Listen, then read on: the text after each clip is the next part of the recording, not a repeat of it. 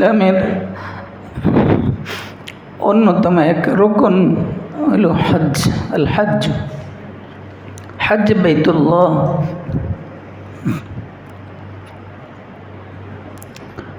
হজ আল্লাহ রব্বুল ইজ্জত এমন এক ইবাদত আল্লাহর পক্ষ থেকে বান্দাদেরকে দেওয়া, যেটা পাগলামি ছাড়া আর কি সবটাই শুধু পাগল হয়ে আল্লাহকে খুঁজতে থাকে হাজিরা।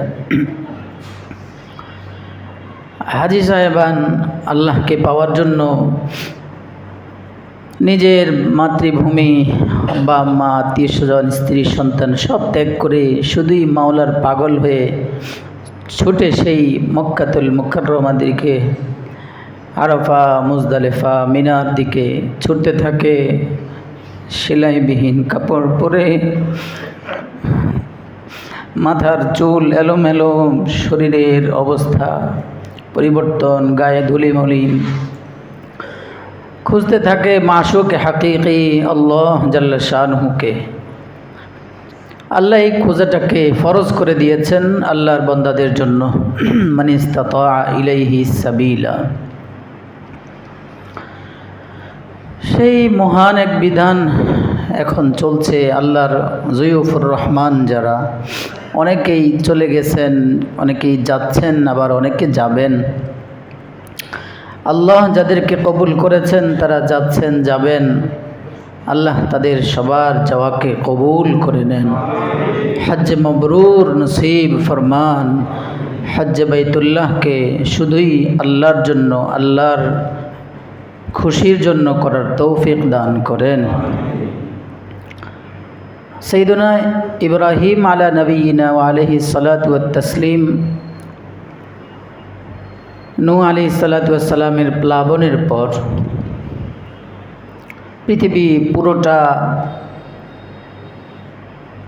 ধ্বংস হয়ে গেছে, পৃথিবীর বুকে কিছুই বাকি ছিল না। সেই হিসাবে বানা বাইতা রব্বিল আরশি আশরুন ফাইদহুম মালাইকাতুল্লাহিল কিরামু ফাআদম ফাশীথুন ফাইব্রাহিম। তৃতীয় পর্যায়ে, চতুর্থ পর্যায়ে বাইতুল্লাহর নির্মাণের জন্য ইব্রাহিম আলাইহিস সালাতু ওয়াস সালামকে আল্লাহ নির্দেশ করলেন। বাইতুল্লাহ নির্মাণ করবেন তিনি, কিন্তু বাইতুল্লাহ কোথায় নির্মাণ করবেন? জায়গা তো খুঁজে পাচ্ছেন না।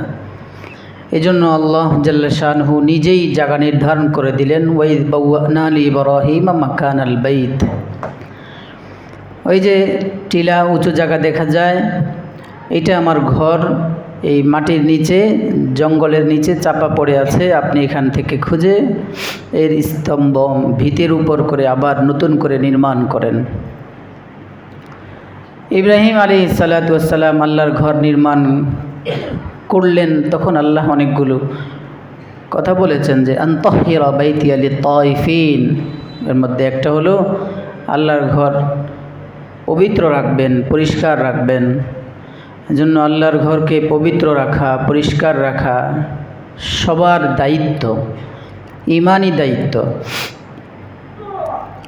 আল্লাহ রাসূল সাল্লাল্লাহু আলাইহি সাল্লামের মসজিদে নববী, বুখারী শরীফের মধ্যে এই ঘটনা এসছে। এক মহিলা সাহাবিয়া, বৃদ্ধা গরিব সাহাবিয়া ছিলেন। তিনি এসে রাতের বেলা যখন সবাই ঘুমিয়ে পড়তেন, মসজিদ ধোয়া মোছার কাজ করতেন, মসজিদ পরিষ্কার পরিচ্ছন্নতার কাজ করতেন। নবীজি খুব ভালোবাসতেন, মহব্বত করতেন এই মাকে। হঠাৎ করে নবীজি আর দেখেন না এই মহিলাকে, আসেন না মসজিদে নববী, পরিষ্কার হচ্ছে না আগের মতো। রাতের বেলা যেমন ঝকঝক করতো, সকালবেলা দেখা যেত, ওনাকে আর পাওয়া যায় না খুঁজে। তখন নবীজি ওই মায়ায় জিজ্ঞেস করলেন যে মহিলা রাতের বেলা চুপে চাপে এসে আল্লাহর ঘর মসজিদে নববী পরিষ্কার করতো, সে এখন কোথায়, আসে না যে? সাহাবায়ে কেরাম বললেন, ইয়া রাসূলুল্লাহ, বিগত কয়েকদিন পূর্বে রাতের বেলা গভীর রাতে ইন্তেকাল করেছেন। বুখারী শরীফের মধ্যে আসছে ঘটনা। তো রাতের গভীরে ইন্তেকাল করার কারণে আমরা, আপনার কষ্ট হবে, আপনি হয়তো কিয়ামুল লাইল না হলে ঘুমের আরামে আছেন, বিভিন্ন কারণে আমরা আপনাকে ডাকিনি, আপনার কষ্ট হবে দেখে। নবীজি বললেন, খুব ভুল করেছ, আমাকে অবশ্যই ডাকা উচিত ছিল তোমাদের। আমার মন চেয়েছিল যে তার জানাজায় শরীক হয়ে আমি নিজেই জানাজা পড়ি। নবীজি শুধু এই একজন সাহাবিয়া সৌভাগ্যবান যার জানাজা পড়ার জন্য সাহাবায়ে কেরামকে নিয়ে মাটির নিচে দাফনের পরেও কবরের পাশে চলে গেছেন। এখান থেকে বহু মাসালা বের হয় শরীয়তে। তো যেটা বলতে চাইছিলাম যে আল্লাহর পাক যেই নির্দেশ ইব্রাহিম আলাইহিসসালামকে দিয়েছেন বাইতুল্লাহ নির্মাণের পরে, আল্লাহ তুশরিক বি শাইয়া, প্রথম বললেন যে বাইতুল্লাহ নির্মাণ করো, শিরিক করবা না।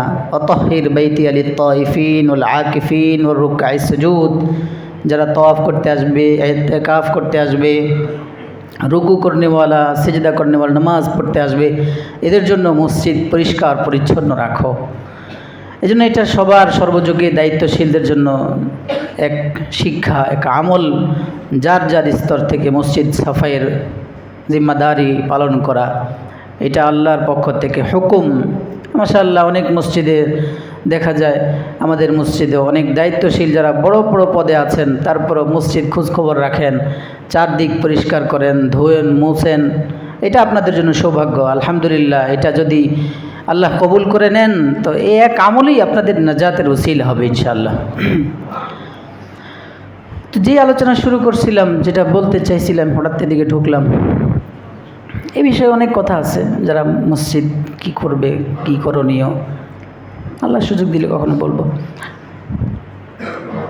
ইব্রাহিম আলাইহিসসালামকে আল্লাহ যখন জায়গা নির্ধারণ করে দিলেন, তিনি বাইতুল্লাহর জায়গা পেয়ে সাথে ইসমাইল আলা নবিয়িনা আলাইহিসসালাতু ওয়াত তাসলিমকে নিয়ে বাইতুল্লাহ নির্মাণ শুরু করলেন। বাইতুল্লাহ নির্মাণ হয়ে গেল, শেষ। লম্বা ইতিহাস আমি শুনিয়েছিলাম পিছনেও। এরপর তিনি এবং তাঁর ছেলে দুই নবী ইব্রাহিম এবং ইসমাইল আলাইহিসসালাতু ওয়াসসালাম আলাইহিমাস সালাওয়াতু ওয়াত তাসলিম আল্লাহর কাছে অনেকগুলো দোয়া করেছেন। একটা দোয়া হলো وَإِذْ يَرْفَعُ إِبْرَاهِيمُ الْقَوَاعِدَ مِنَ الْبَيْتِ وَإِسْمَاعِيلُ وَإِذْ يَرْفَعُ إِبْرَاهِيمُ الْقَوَاعِدَ مِنَ الْبَيْتِ وَإِسْمَاعِيلُ رَبَّنَا تَقَبَّلْ مِنَّا إِنَّكَ أَنْتَ السَّمِيعُ الْعَلِيمُ।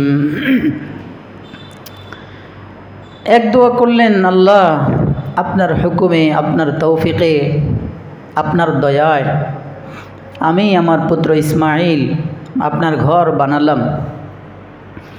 কাজটা তো অনেক বড়, কিন্তু এই বড় কাজ যদি আপনি কবুল না করেন তাহলে এর কোনোই দাম নাই।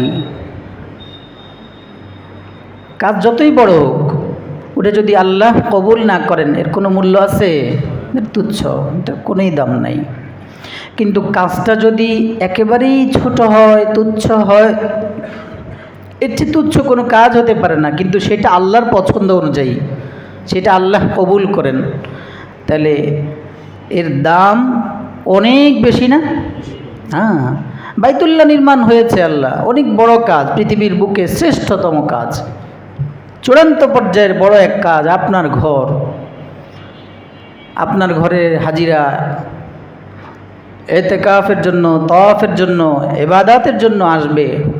কাজটা আমরা করেছি অনেক বড়, কিন্তু এটা যদি আপনি না কবুল করেন কোনোই মূল্য নাই আল্লাহ।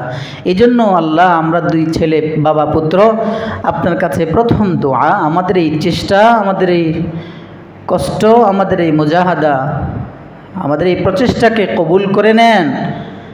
চারদিক থেকে আপনার বান্দাদেরকে এই ঘরের হজের জন্য আপনি নিয়ে আসেন, বান্দারা যেন হজ করতে পারে, ইতিকাফ তাওয়াফ করতে পারে। আপনার এই ঘরকে কবুল করেন আমাদের পক্ষ থেকে। এই জন্য কবুলিয়ত জরুরি আল্লাহর কাছে, সেটা ছোট কাজ হোক, আল্লাহ কবুল করে নিছেন তো এটা অনেক মূল্য। ওইটা একটাই না জাতের উচিত। যেমন বুখারীর রিওয়ায়াত আসছে না, কুকুর, যেই কুকুর ঘরে ঢুকলে ঘর কি হয়ে যায়? নাপাক হয়ে যায়, ভিজা শরীর থাকলে, আশেপাশে লাগলে নাপাক হয়ে যায়, সেই ঘর ফেরেশতা ঢোকে না। কুকুর ঘরে প্রবেশ করেছে, যার কারণে রহমতের ফেরেশতা ঢোকে না। এমন নাপাক জিনিসটা, এইটাকে পানি পান করিয়ে বেবিচারিণী নারী, তুচ্ছ একটা কাজ, তার মায়া লেগেছে, মোজা খুলে পানি পান করিয়ে দিল, এটা আল্লাহর কাছে পছন্দ হয়েছে। এই জন্য এই উসিলা আল্লাহ তার জিন্দগির জীবনের সব গুনাহ কি করেছেন? ক্ষমা করেন নাই, শুধু জান্নাতেরও ওয়াদা তার জন্য। সুবহানাল্লাহ। তো কাজটা ছোট কিন্তু পছন্দটা অনেক বড় আল্লাহর। এই জন্য কাজ যত ছোট হোক না কেন, যদি সেটা হয় আল্লাহর হুকুম, আল্লাহর পছন্দের, ওইটার দাম অনেক। আমরা যখনই যে কাজ করব ওইটা যেন আল্লাহর জন্য হয়, তাহলেই ইনশাআল্লাহ ওইটা আমার দৃষ্টিতে ছোট হলেও আল্লাহর দৃষ্টিতে বড়। আর যেটা আল্লাহর দৃষ্টিতে বড় ওইটাই তো আমার জন্য কামিয়াবি। এই জন্য সব করব শুধুই কার জন্য ভাই?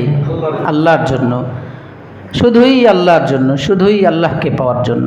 বড় কাজ করলাম, অনেক বড় কাজ আঞ্জাম দিলাম, কিন্তু সেটা আল্লাহর জন্য হলো না, তাহলে এটা আমার জন্য ব্যর্থতা, এটা আমার জন্য নাকামিয়াব, এটা আমার জন্য সফলতা নয়, এটা দুনিয়ার মধ্যেই শেষ হয়ে যাবে।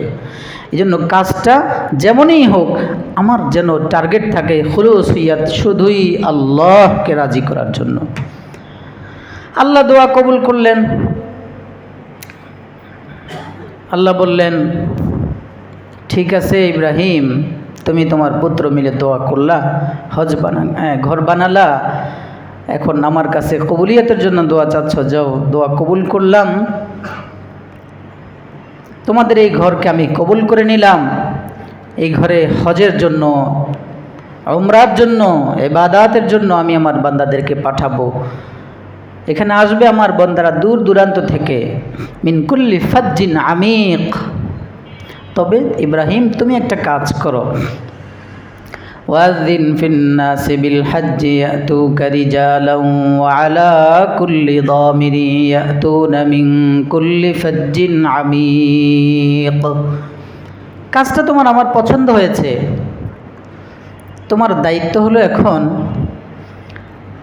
এই ঘরে হজের জন্য আমার যত বন্দারা আছে সবাইকে ডাক দাও। আচ্ছা, এমন এক জায়গায় বাইতুল্লাহ নির্মাণ হলো, তখনও এই মুহূর্তে এখনও ওখানে কোনো মানুষ নেই। মিন গায়রি জি যারইন ইনদা বাইতিকাল মুহাররম, জনমানব শূন্য এলাকা, সব কিছুই থেকে খালি, বিরান মরুভূমির মধ্যে এক ঘর নির্মাণ করলেন। এখন এখানে আল্লাহ বলতেছেন ডাক দাও। আমি ডাক দিলে আমার কথা শুনবে কে? ইব্রাহিম আলাইহিস সালাতু ওয়াস সালাম এই যুক্তির পিছনে পড়েন নাই। আল্লাহ বলছেন ডাক দেওয়ার জন্য, তিনি মানুষের মধ্যে ঘোষণা দিয়ে দিলেন। জাবালে আবি কুবাইস, যেটা এখন বাদশার বাড়ি, যার উপরে সাফা পাহাড়ের পিছনে বা এই পাশে বলা যায়, উঠে এবার যুক্তি তালাশ করেন না, কারণ যুক্তি তালাশ করতে গেলেই তো নবুয়ত কাটা যাবে। নবীদের যুক্তি ধারা, যেমন মুসা আলাইহিস সালাতু ওয়াস সালাম 12 লক্ষ বনি ইসরাইলকে নিয়ে ফেরাউনের দেশ মিসর থেকে আল্লাহর হুকুমে রাতের গভীরে, ওয়াওহাইনা ইলা মুসা আন আসরি বিইবাদি ফাদরিব লাহুম তরিকান ফিল বাহর, ওয়াওহাইনা ইলা মুসা আন আসরি বিইবাদি। আল্লাহ বললেন, মুসা রাতের গভীরে দ্রুত এই ফেরাউনের দেশ ত্যাগ করে বাইতুল মুকাদ্দাস ফিলিস্তিনের ভূমিতে, পবিত্র ভূমিতে চলে যাও, তোমার বনি ইসরাইল, তোমার সহসঙ্গী যারা আছে সবাইকে নিয়ে রাতের গভীরে বের হয়ে যাও। বের হয়ে গেছেন। কেন বের হব? যুক্তি তালাশ করেন নাই। যেতে যেতে লোহিত সাগরের কিনারায় পৌঁছলেন। সামনে দেখা যায় সাগর, এদিক দিয়ে পিছন থেকে সকালবেলা যখন ফেরাউনের দলবল টের পেল যে লোকজন দেশ শূন্য দেখা যায়, কোথায়? বনি ইসরাইল খুঁজে পাওয়া যায় না, সব কিপ্তি বংশের লোক, খুঁজে পাওয়া যায় না। এবার তারাও পিছন ধাওয়া করলো। যেতে যেতে যখন মুসা আলাইহিস সালাতু ওয়াস সালামের বাহিনীকে দেখা যায়, মুসা ইসলামের বনি ইসরাইলরাও যখন দেখেছে, এখন এবার মুসা আলাইহিস সালাতু ওয়াস সালামকে বলল, ইয়া মুসা ইন্না লামুদরাকুন, এটা কি করলা? আমরা নির্যাতিত ছিলাম, মজলুম ছিলাম, কাজ করে খাইতাম, ফেরাউনের নির্যাতনের শিকার ছিলাম, ফেরাউন আমাদেরকে কর্মচারী হিসাবে ব্যবহার করতো, সেটা ভালো ছিল, কষ্ট ছিল, তারপরও কষ্ট করে জীবন যাপন করতাম, কষ্ট করে কামাই করে খাইতাম। এই শান্তি দরকার ছিল কি? এখন তুমি শান্তি দিতে গিয়ে আমাদেরকে তো এখন হয়তো কচু কাটা করতে হবে ফেরাউনের লোকজনের হাতে, আর না হয় সমুদ্রে ডুবতে হবে। এবার মুসা আলাইহিস সালাম বললেন, কাল্লা ইন্না মাইয়া রাব্বি সায়াহদিন। আরে কি বলো, ইন্না মাইয়া রাব্বি সায়াহদিন, ইন্না মাইয়া রাব্বি সায়াহদিন।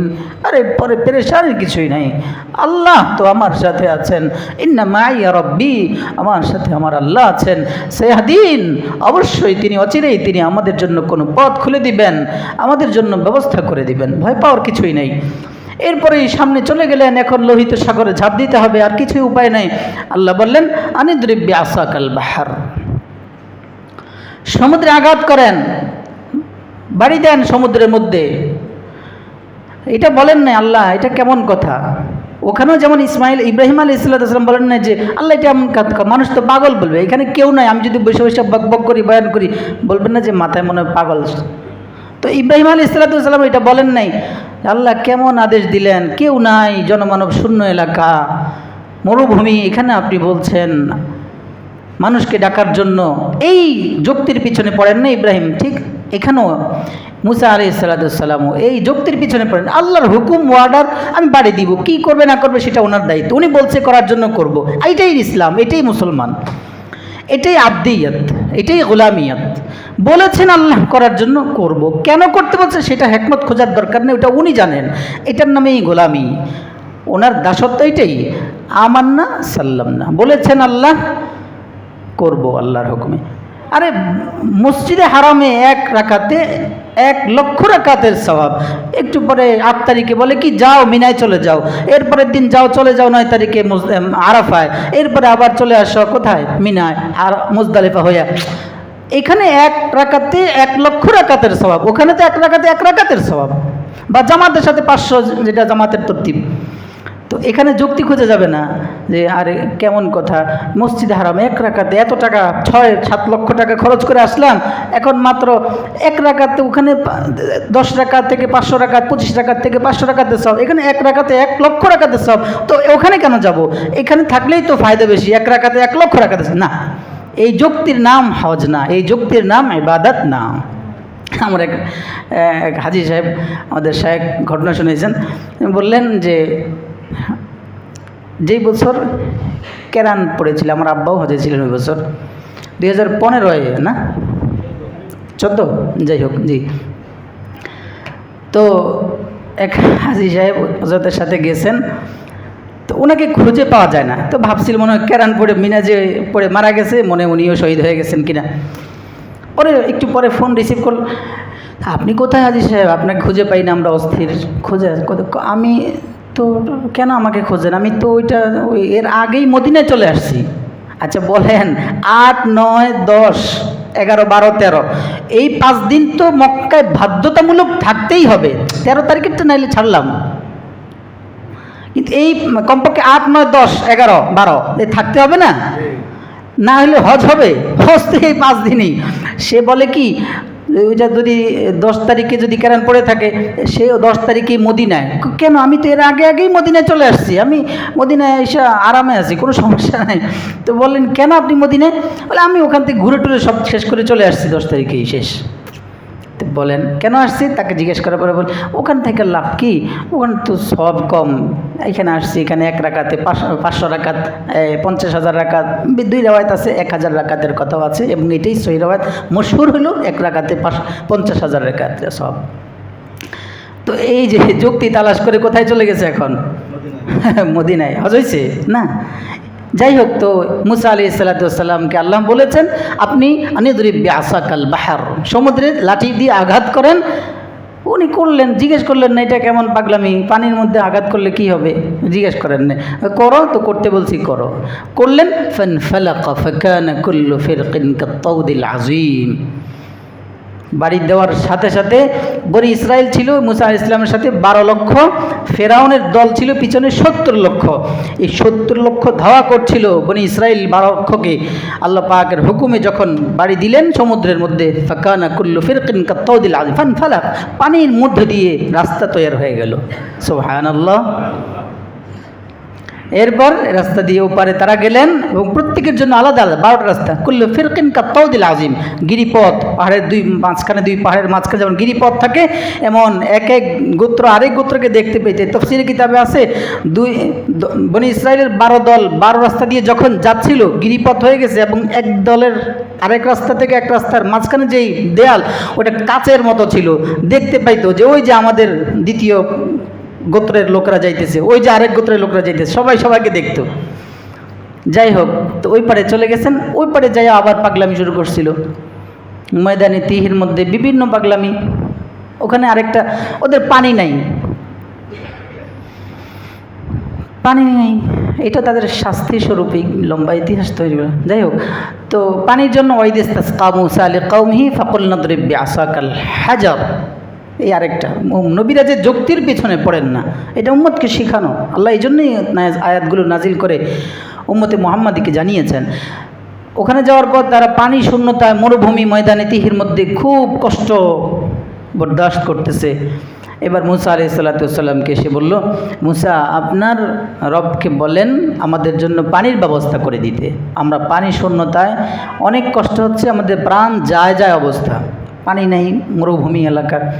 আল্লাহ বললেন, ওয়াইদিস্তাসকা মূসা লিকাওমিহি ফাকুলনা দরিব বিআসাকাল হাজার ফানফাজারাত মিনহু 12 আইনা قد علم كل أناس مشربهم। এগুলো বনি ইসরাইল না, আল্লাহ জানতেন, এই জন্য আলাদা আলাদা প্রত্যেকের জন্য 12টা ঝর্ণা বানাই দিচ্ছেন। এই গোত্র এখানে খাবি, ওরা ওখানে গেলে মারামারি লাগবে। যাই হোক, আল্লাহ বললেন, মুসা, যেহেতু ওরা পানি চাচ্ছে, ওই যে পাথর আছে, লাঠি দিয়ে পাথরের মধ্যে আঘাত করেন। মুসা আলাইহিস সালাম যুক্তি তালাশ করেন, আল্লাহ চাইলাম পানি, আপনি বলেন পাথরে আঘাত করতাম, দুইটার মধ্যে তো কোনো সম্পর্ক পাইতেছি না, মিল পাইতেছি না, এটা আর বলেন নাই। আল্লাহ বলছেন পানি চাইছি আল্লাহর কাছে, আল্লাহ বলছে পানিতে আঘাত করো, পাথরে বাড়ি দাও, পানি বের হবে। ঠিক আছে, আল্লাহ দিলেন বাড়ি। ফানফাজারাত মিনহু 12 আইনা, 12টা ঝর্ণা ধারা প্রবাহিত হলো। 12টা গোত্রের জন্য 12টা ঝর্ণা আল্লাহ বাইর করে দিলেন মুষল ধারে। এবার পানি প্রবাহিত হচ্ছে, আর বন্ধ হয় না। যাই হোক, যেটা কোত্থেকে আসলাম, যে বলার উদ্দেশ্য ছিল আর কি, যে ইব্রাহিম আলাইহিস সালাতুওয়াসসালামকে আল্লাহ যখন বললেন যে আপনি উপরে উঠেন, উপরে উঠে আজান দেন, হজের আজান, আযদিন ফিন্নাসি বিল হজ, মানুষের মধ্যে হজের ঘোষণা দেন।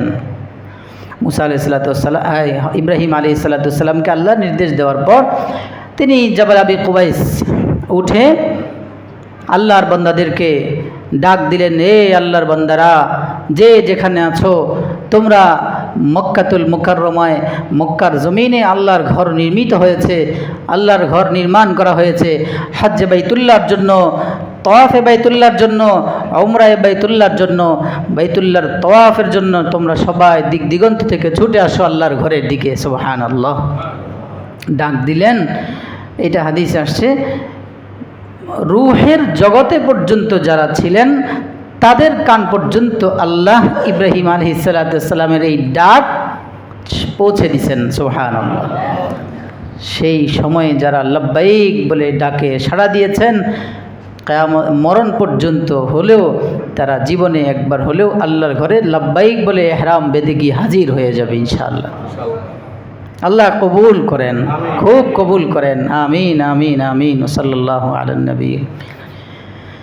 তো প্রিয় ভাই, হজ কাদের জন্য ফরজ? যে আয়াত তেলাওয়াত করেছি, এখানে ফরজের কথা আল্লাহ বলেছেন, ওয়ালিল্লাহি আলান নাসি হিজ্জুল বাইতি মান ইসতাতাআ ইলাইহি সাবিলা। লিল্লাহি আলান নাসি হিজ্জুল বাইত, মানুষের জন্য ফরজ বাইতুল্লাহর হজ করা। কে কায় যাবে? আল্লাহ। কার জন্য ফরজ? মান ইসতাতাআ ইলাইহি সাবিলা, যে যাওয়ার সক্ষমতা রাখে। সক্ষমতা কি? সক্ষমতা হলো, এটাও হাদিসে আসছে, নিজের হাদিসের ব্যাখ্যা যাই, তর্জমা পরে, দেশে নিজের পরিবার পরিজন এই হজের সময়, যেই সময় আপনি হজের মৌসুমে হজের জন্য মক্কায় যাবেন, এই সময়ে পরিবারের খরচ, ন্যূনতম খরচ দেওয়ার পর আপনি হজে গিয়ে সেখানে নিজের ন্যূনতম খরচ বহন করে আবার দেশে ফিরে আসতে পারবেন। এমন প্রয়োজন অতিরিক্ত টাকা যদি কারো জিম্মায়, কারো কাছে জীবনে কখনো এসে থাকে, তাহলে তার জন্য হজ ফরজ। যদি কেউ এমন হয় জীবনে আসছিল আবার হাতছাড়া হয়ে গেছে, তার জন্যও ফরজ, যদিও তার কাছে মরণ পর্যন্ত আর টাকা নাও আসে। কারণ কি, হজ তো আমরা এখন সমাজের চিত্র কি, সমাজে তো হইলো মাত্র জীবনে প্রথম টাকা হাতে আসলো, এখন এবার কিছু করে নেই, একটু ব্যবসা বাণিজ্য করে নেই, বয়স হয় নাই, বয়সটা একটু বাড়ক। ভাই, বয়স হইলে হজের মজা পাবেন না। এই জন্য দেন না, গত কয়েক বছর আগে করোনাকালীন সময়, এখন আছে কিনা 65 বছর নির্ধারণ করে দিছে না, এটা আছে না শেষ? এটা আছে এখনো। এটা মনে হয় আল্লাহর পক্ষ থেকে ফয়সালা কিনা, যে 65 পরে হজ করতে আইসে, আমার কি মহব্বত দেখাবি, আগে আয়। হ্যাঁ, এই যে প্রেম,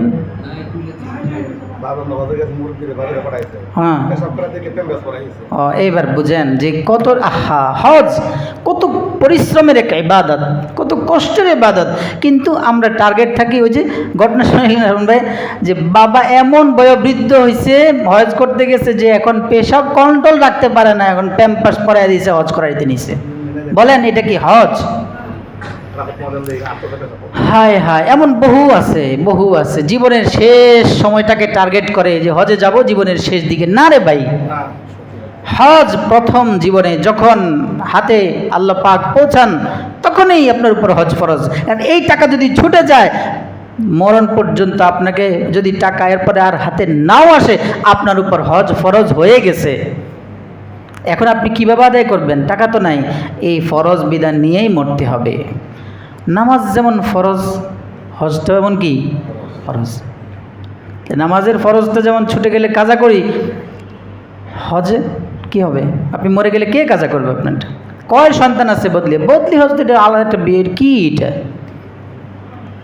কেউ আছে বলে এখন মাত্র টাকাটুকু হইলো, একটা বাড়ি টাড়ি করে নেই, ব্যবসা বাণিজ্য করি, ও বাচ্চাদেরকে বিয়ে করাই নেই, এখন বিয়ে শাদী শেষ করাই নেই, মেয়েটারে বিয়ে করাই দিই, তারপরে যাবনি।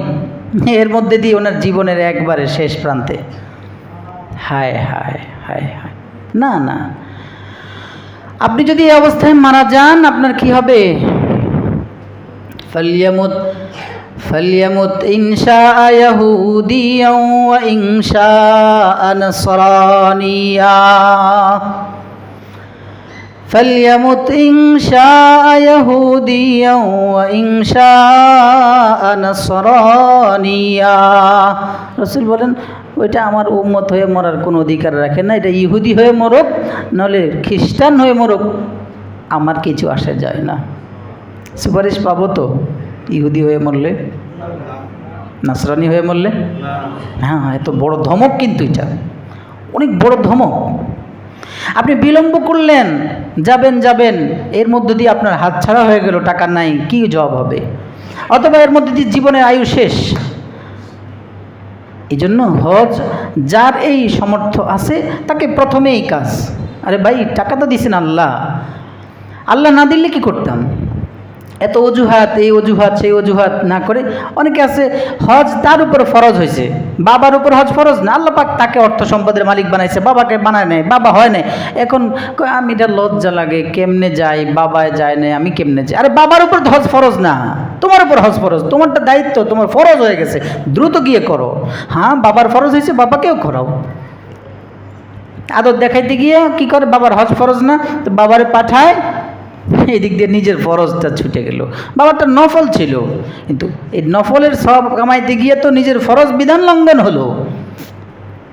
ও প্রিয় ভাই, হজ ফরজ হওয়ার সাথে সাথে হজ করা, এটা আরেক ফরজ বিধান, দেরি বেশি করা যাবে না। হজ করলে অনেক লাভ, অনেক লাভ, অনেক লাভ। من حج لله فلم يرفث ولم يفسق رجع كيوم ولدته أمه। মায়ের গর্ভ থেকে বাচ্চা যখন পৃথিবীতে আসে, অনেক গুনাহ নিয়ে আসে, ঠিক না? অনেক পাপ নিয়ে আসে। কেমন নিষ্পাপ, নিষ্কলুষ, মাসুম, এর চেয়ে পবিত্র আর হতে পারে না। পাক সাফ। আল্লাহ বলেন আমার জন্য হজে আসো, আমার জন্য আসো, হজটা কবুল করে যাও, একেবারে ওই বাচ্চার মতো তোমাকে পাপ সাফ থেকে একবারে পাপ থেকে পুত পবিত্র করে মাসুম বানায় পৃথিবীতে তোমার এলাকায় পাঠিয়ে দিব। সুবহানাল্লাহ। কত বিশাল বড় অফার রে ভাই। যাদেরকে আল্লাহ তৌফিক দিয়েছেন হজ করতে যাবেন, আল্লাহর জন্যই হজ করে আসুন, জীবন ধন্য, আপনার জীবন সাফ হয়ে যাবে, পরিষ্কার পরিচ্ছন্ন হয়ে যাবে, কোনো গুনাহ থাকবে না।